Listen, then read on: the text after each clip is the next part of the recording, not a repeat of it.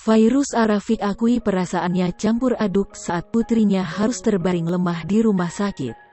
Namun, ia tetap berusaha untuk pura-pura kuat di depan putrinya. Kabar kurang menyenangkan datang dari artis Fairuz Arafiq. Pasalnya, Queen Eija Slova, putrinya dengan Sony Septian tengah jatuh sakit.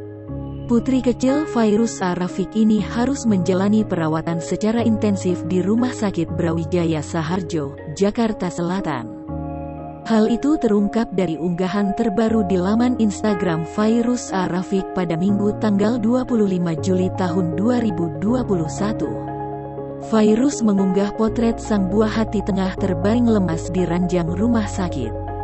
Meski perasaannya campur aduk, Fairuz tetap berusaha untuk pura-pura kuat.